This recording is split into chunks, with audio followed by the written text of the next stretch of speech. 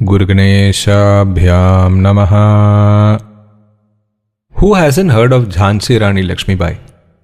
We will try to look at some of the lesser known facts about her greatness. Jhansi was a small Maratha state, but very crucial because of its central location. Dalhousie wanted to annex Jhansi to the British Empire at the earliest. Gangadhar Rao Nevalkar was the Maharaja of Jhansi from 1843.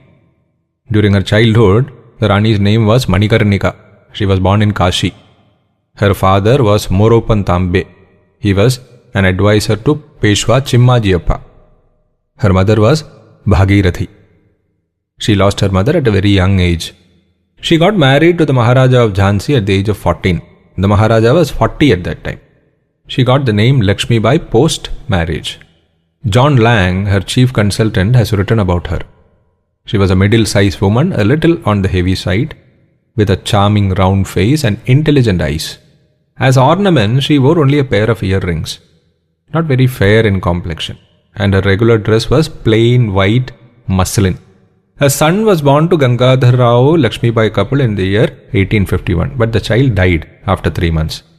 In 1853, the health of the Maharaja started deteriorating. A boy of 5 years of age, who was a son of his cousin, was adopted, who later became known as Damodar Gangadhar Rao. But the Maharaja passed away on the very next day of adoption.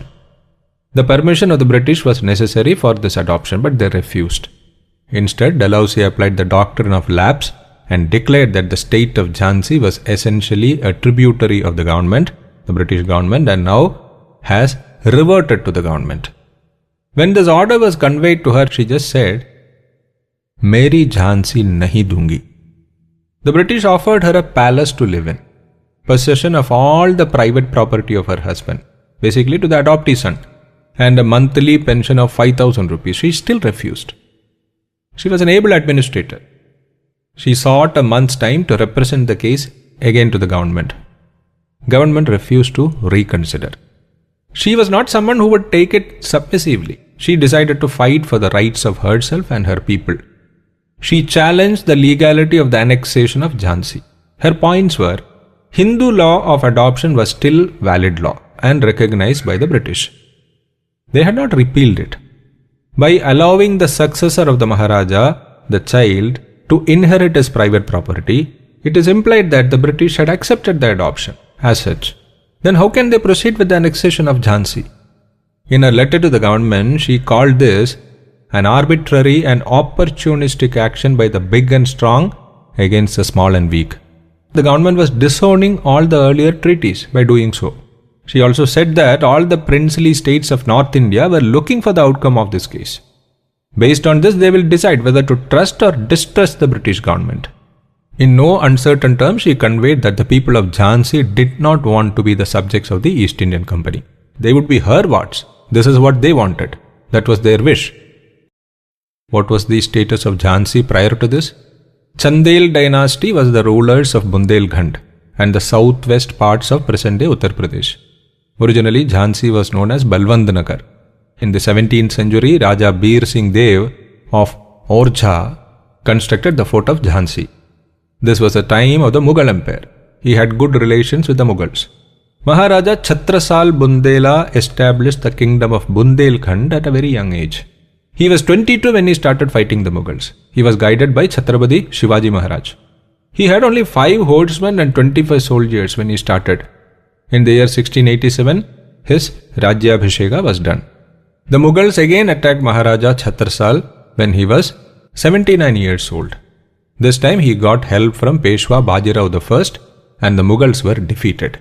In gratitude, Maharaja Chhatrasal gave 1/3 of his territory to the Peshwa, which included Jhansi. An appointee of Peshwa called Subedar used to administer Jhansi. The first among them was Naroshankar. Raghunath Rao Nevalkar became the Subedar and ruler of Jhansi in the year 1769. Rani Lakshmibai's husband Gangadhar Rao was the 6th ruler in the Nevalkar dynasty and ruled from 1838 to 1853. By this time, Jhansi had become an independent member of the Maratha Empire, and in the place of Subedar or Sardar, the Nevalkars became Raos of Jhansi. In the year 1817, the British East India Company invaded and defeated the Maratha Empire. Most of Peshwa's territory was annexed to the Bombay Presidency. Many areas became princely states, including Jhansi. In the order of annexation, it was mentioned that Jhansi is a tributary. Tributary state means a subordinate state which pays protection money to a more powerful state. Dalhousie called Jhansi a tributary. Before Jhansi, Satara was annexed to the Bombay Presidency in the year 1848 by applying the same doctrine of lapse. The status of Jhansi was that of a princely state or a vassal state of the British East India Company post the Anglo-Maratha conflict of 1817-18. The relationship between the British East India Company and Jhansi was that of suzerainty, which means Jhansi had some autonomy, but the British could interfere in its policies and administration. The doctrine of lapse means the British could take over the princely state if the ruler was incompetent or died without a male heir. But in the case of Jhansi, the adoption had happened prior to the death of Gangadhar Rao. This was in the presence of British witnesses. The British acknowledged and approved of the principle of adoption in Hinduism for heirship. They even acknowledged the right of Damodar Rao, the adoptee, over the private property of his adopter father, Gangadhar Rao. Still they annexed Jhansi, which Rani Lakshmibai refused to accept. We will be seeing more about this later. Jai Shri Ram, Jai Hind.